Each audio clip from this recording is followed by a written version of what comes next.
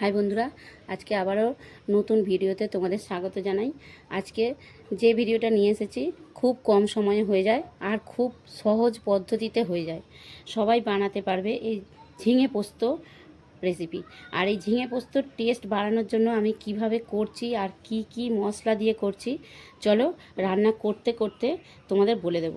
তো বন্ধুরা, ভিডিও পুরো দেখার অনুরোধ রইল। এইভাবে ঝিঙে পোস্ত বানালে না বন্ধুরা, বাড়ির সবাই ছোট থেকে বড় আঙুল চেটে চেটে খাবে আর তোমার প্রশংসা করবে। তো চলো রান্নাটা শুরু করি। তো বন্ধুরা, আমি এই ঝিঙে পোস্ত বানানোর জন্য এখানে দিয়ে দিচ্ছি, দেখো কড়াইতে 1 চামচ তেল দিয়েছি।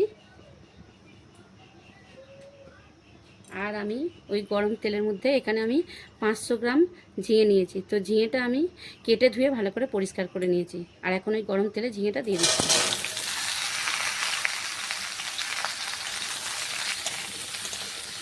আর এই ঝিঙের ওপরে আমি এখন দিয়ে দিচ্ছি, যেহেতু ঝিঙেতে অনেক জল আছে, তো জলটা যাতে বের হয়ে যায় সেই জন্য আমি অল্প একটু লবণ দিয়ে দিচ্ছি। আর দিয়ে দিচ্ছি আমি দেখো অল্প একটু হলুদ গুঁড়ো। এখন আমি একটা চাপা দিয়ে দিচ্ছি আর ঝিঙের জলটা বার করার জন্য গ্যাসটা আমি ফুল করে দিলাম। তো 5 মিনিট রান্না করব এইভাবে। এখন দেখো ঝিঙেটা থেকে অনেক জল বেরিয়ে গেছে আর অনেকটা পরিমাণ কমেও গেছে ঝিঙেটা। তো এখন আমি এই ঝিঙেটা একটা জায়গায় ঢেলে নিচ্ছি।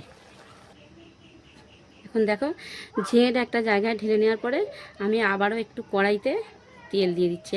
এক চামচ পরিমাণ তেল দিয়েছি আমি এখানে। আর ওই তেলের মধ্যে আমি এখন দিয়ে দিচ্ছি একটা টমেটো, আমি এইভাবে কেটে রেখেছি, টমেটোটা দিয়ে দিলাম। এর সঙ্গে দেখো 2টো গোটা শুকনো লঙ্কা দিয়ে দিচ্ছি।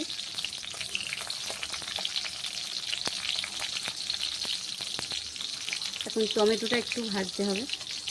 এখন আমি দিয়ে দিচ্ছি দেখো কালো জিরে অল্প একটু, আর দিয়ে দিচ্ছি সাদা জিরে অল্প একটু, 1/2 চামচ পরিমাণ করে কালো জিরে আর সাদা জিরে দিয়েছি। আর এখন আমি দিয়ে দিচ্ছি এই যে কয়েকটা চিংড়ি মাছ আমি কেটে বেছে ধুয়ে পরিষ্কার করে রেখেছিলাম, চিংড়ি মাছটা দিয়ে দিলাম।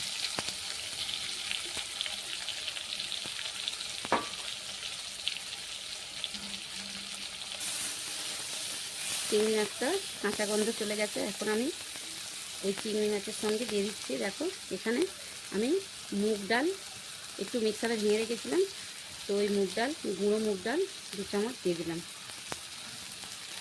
অল্প একটু ভেজে নিচ্ছি মুগ ডালটা। আর ওই সঙ্গে আমি দিয়ে দিচ্ছি দেখো এখানে আমি এই যে কাঁচা লঙ্কা আর পেঁয়াজ একসাথে বেটে রেখেছিলাম, ওই বাটাটা আমি এই যে 2 চামচ দিলাম। গ্যাসের ফ্লেমটা একটু লো করে দিতে হবে।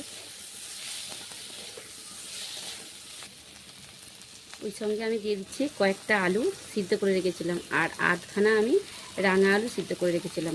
একটু হাত দিয়ে এইভাবে ভেঙে দিচ্ছি আমি। খুব সহজে এই ঝিঙে পোস্তটা এইভাবে বানাবে বন্ধুরা, খুব সহজে বানানো যায় আর কম সময়ের মধ্যে বানানো হয়ে যায়, আর টেস্ট অসাধারণ লাগে। দেখো সব আলুটা আমি দিয়ে দিয়েছি। আর আমি যে ঝিঙেটা কষিয়ে রেখেছিলাম এই ঝিঙেটাও দিয়ে দিচ্ছি এখন। গুঁড়ো লঙ্কা দেবো না, যেহেতু আমার কাঁচা লঙ্কা বাটা দেওয়া আছে, তো আমি গুঁড়ো শুকনো লঙ্কা দিচ্ছি না।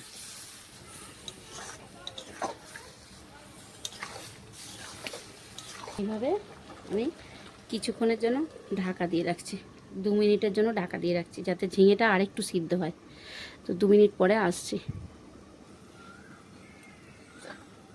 2 মিনিট পরে আবারও ফিরে এলাম।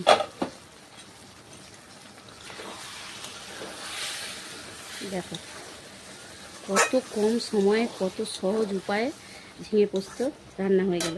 এখন আমার বাকি আছে পোস্তটা দেওয়া। তো দেখো আমি এখানে 2 চামচ পোস্ত আর 2 চামচ সাদা তিল পেস্ট করে রেখেছি, ওইটা এখন দিয়ে দিচ্ছি। বন্ধুরা, এই পোস্ত বাটা তিল বাটা কিন্তু আগে কখনোই দেবে না, মশলা কষানোর সময় দেবে না, তাহলে তরকারিটা কালো হয়ে যাবে। দেখো এই পর্যায়ে আমি দিয়ে দিলাম এটা।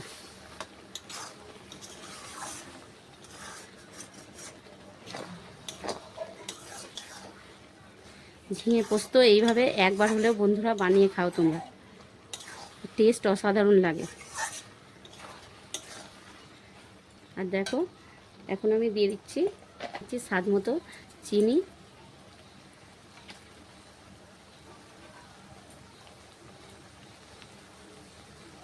আর আমি দিয়ে দিচ্ছি, যেহেতু আমার ঝিঙেতে আগে লবণ দেওয়া আছে তো এখন অল্প পরিমাণে লবণ দিলাম, কারণ আলুটা দিয়েছি তো ওই জন্য। আর কিছুই দিতে হবে না, ঝিঙে পোস্ত আমার কমপ্লিট। তো বন্ধুরা, ভিডিও যদি ভালো লেগে থাকে ভিডিওটা একটা লাইক করবে, আর আমার ছোট্ট চ্যানেলটাকে সাবস্ক্রাইব করে দিও, তাহলে আমি আবারও এরকম নতুন নতুন ভিডিও তোমাদের সামনে নিয়ে আসবো। তোমাদের একটা লাইক আমাকে অনেকটা উৎসাহিত করে আগামী ভিডিও বানানোর জন্য। তো চলো আমি একটা প্লেটে সাজিয়ে তোমাদের দেখাচ্ছি।